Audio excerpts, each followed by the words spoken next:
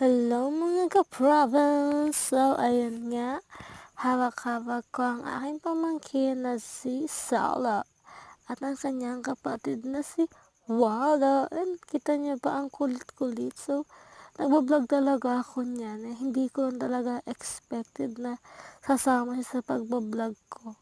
Pagbibideo ko. Ayan. Ganda kong ilaw. Joke. Charot. So, hawak-hawak ko nga si Baby Saldo. Siya'y aking pinahihinta sa pag-iyok. So, yung bata naman nasa harapan ko, todoy mo. At tapos nga pala, napakabait yung bata din. As in, super bait niya. Hindi niyo inaasahan na sobrang bait niya eh. Mapapasigaw ka na lang, "Hay nako, sana hindi ka na lumabas sa mundo." Charot, may ganun.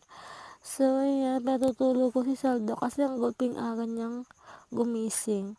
I think 2 to 5 AM gising na siya. As in. Siya nga pala yung batang sobrang arty, pero napaka-pogi naman. Kasi ang arte-arte niya, ayaw niya na siya nakahiga, nagagalit siya. Gusto niya lagi siyang karga-karga ng kanyang mamita. Naku, maliban dyan. Napansin niyo nga yung bata yan, sobra talaga. Dati kasi yung bata na yan, kami nag-aalaga. So, sanay-sanay siya na ito. And, yun nga, sanay siya. Wala talaga akong masabi kasi nga ang kulit-kulit niya, ayan. Habang pinatutulog ko si Baby Saldo, ayan, nakikikulit siya. Ay, nako. Wamasay. So, kung tutuusin talaga, gusto ko nang may baby na magbata. Hindi talaga kami magkaroon. Ewan ko ba? Siguro sobrang ganda ko. Charot. Sobrang kaano na guys.